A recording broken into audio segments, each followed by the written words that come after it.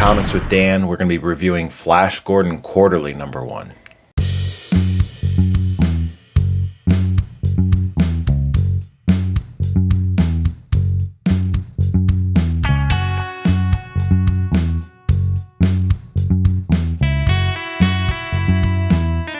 So Flash Gordon has a monthly series coming out now. He's involved in the Defenders of the Earth series. I believe it's a mini-series. And now we have Flash Gordon Quarterly. I don't think that the intention of Flash Gordon Quarterly is to tie into either of those books at all. While I think that the regular Flash Gordon series and Defenders of the Earth are meant to intertwine in a certain way, that the stories in Flash Gordon Quarterly are supposed to be standalone things, and after reading it, I can confirm that that's the case. So there were 3 different stories in this book. They were all different and fun in their own ways. 2 of them were labeled as flash fiction stories, one of them being a Western and the other being a detective story. Sort of these multiverse stories where Flash Gordon is something other than a space adventurer, which I thought was really cool because you still get the cool characterization of Flash, but he's kind of doing something different, right? So, and I'll touch on those a little bit later, but all 3 stories were really great. Dennis Culver just wrote a better Hawkman story than I think anyone at DC has in years. I have no idea how King Vultan and Talon play into the greater Flash Gordon universe, but I loved this story. Vultan and Talon, they're surprised by Ming's mercenaries and get taken down and then find themselves outnumbered and having to fight their way out. Vultan wants to protect his son while Talon wants to fight and prove himself. It's a pretty classic story that you see where you have the overprotective parent and the young willing to prove himself child that they sort of butt heads about that. It's a classic learning to let go of the ones you love story. Talon's definitely giving me Mark Wahlberg vibes in this because he's a peacock. You gotta let him fly on this one. This story is full of heart, and I immediately wanted more from these characters, so I'd say that this was definitely a successful outing. I hope that we get to see some of the Hawkmen in the main Flash Gordon series. I think that would be great, especially if they're written this way. That would be awesome. The art was great and extremely intense and action-packed. Quilano has a balanced style, which uses realism only to a degree, and then utilizes over-the-top action to round it out. I find styles like this really great for superhero books because you have, it all looks good and real, and then it also has the intensity of really action-packed sequences, and it has all that intensity that you want in a comic. So it's a really good balance. I love it for superhero books. To me, it's the best art style for superhero books. I loved how dynamic the battles were, but at the same time, how emotional each of the faces were. This is my first experience of Quilano's work, but I'm absolutely going to be seeking out more. Englert's colors were excellent as well. The explosive scenes drawn by Quilano were made even more vibrant by Englert's colors.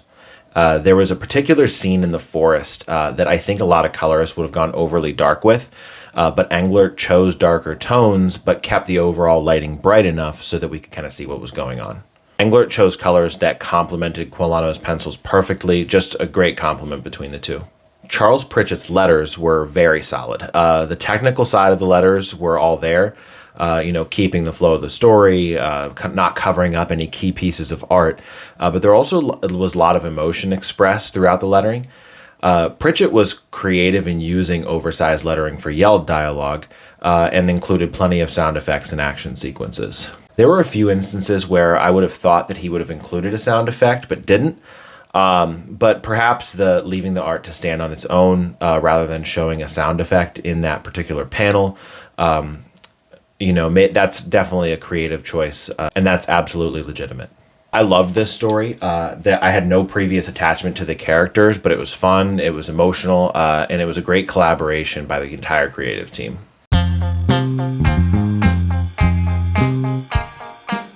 Western Flash Gordon, don't mind if I do. This is the first of the 2 Flash fiction stories. It was a blast. It felt like a Western, it looked like a Western, and the dialogue was just awesome. The showdown between Flash and Ming was intense, and it felt like we just dropped Flash into a Western movie, which I think is a perfect fit.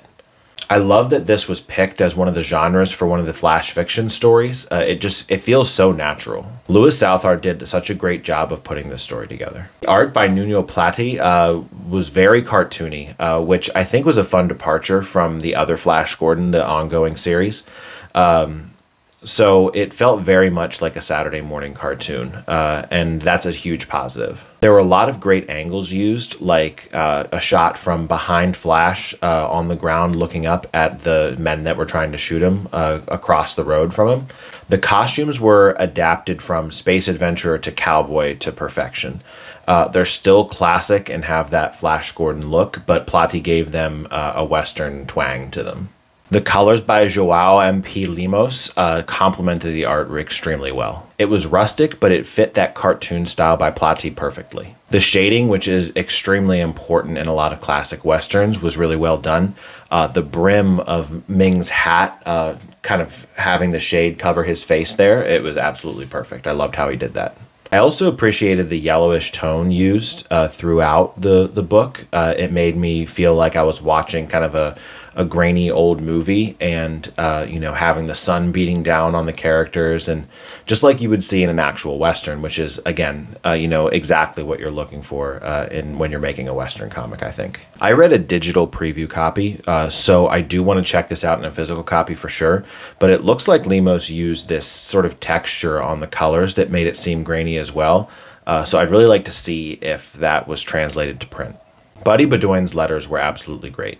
He used Tough as Nails from Blambot, and I thought that hit the Western nail on the head. Side note, in the script, I actually wrote hit the Western nail on the head before I had heard back from Buddy that he used the Tough as Nails font. I love when things like that line up. A wonderful dad joke. Little things like switching the font to match the story is such an underrated thing to do in a comic. And I think it's kind of what makes letters the unsung hero of comics, is hitting those little details. There's just a ton of care and attention to the letters here. Honestly, most letters that I see on books are enough of prose to not make the simple technical mistakes that a rookie letterer could make. But I think that just means that letters need to set themselves apart by being more creative. And Buddy Bedoin, he definitely does that here. This is the second of the two Flash fiction stories. This was actually exactly what I was hoping for from Profane from Boom Studios. So if we're going to go into this cliche, tropey detective story, you got to do it right. And Jordan Thomas did it right here. Jordan has this knack for getting genres exactly right. He wrote The Man from Maybe, published by Oni Press, and it's a Western sort of set in a post-apocalyptic future. And he absolutely crushed that genre. I mean, that one definitely felt like a Western as well. And this had a pulpy noir feel to it, and I think that's exactly what you wanted in a detective story. The dialogue had me hearing this little jazz beat in my head. It was it was absolutely perfect. I don't think that the story went particularly deep, but it was absolutely enjoyable to read for sure, which to me, I mean, that's half the reason we read comics, Sometimes it's to dive deep into a story, but it's to be entertained at the end of the day, right? So as long as it's fun and enjoyable, then I think it's a success. The art by Russell Mark Olson was good. The style matched the story well. It was extremely dynamic and had quite a few nice shots that reminded me of detective movies. And honestly, now that I think about it, I do frequently refer to comics feeling like movies, and I don't even know that I would consider myself that much of a movie buff. However, I think that what comics and movies share is this sort of larger than life cinematic experience that you're looking at, right? So just like you have camera shots in a movie, you have panels set up in a comic book.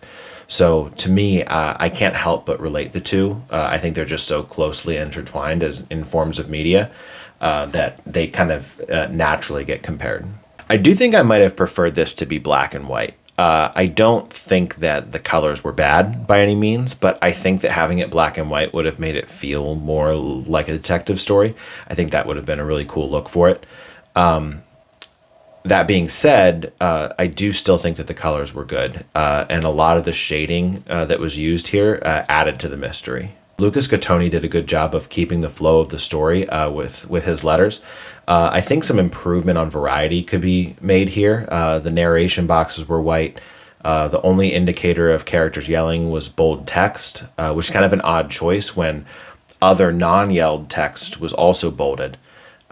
So there was no instances of speech bubbles modified to convey any kind of emotion. There were a few decent sound effects, but not anything that really drew my attention. Apart from that, I liked that the speech bubbles were placed so as not to cover any important art. Again, all the technical stuff was there. I think I would have liked to see just a little bit more creativity. I thought that all three stories were a hit. This is an easy recommend for me. I gave it 4.5 out of 5 stars on League of Comic Geeks. Flash Gordon Quarterly #1 from Mad Cave Studios is in shops September 4th on Wednesday. So head to your local shop and grab it, or hit up Mad Cave's website and grab it there. Make sure you like the video, make sure that you subscribe, check out my other videos here, and thank you for watching.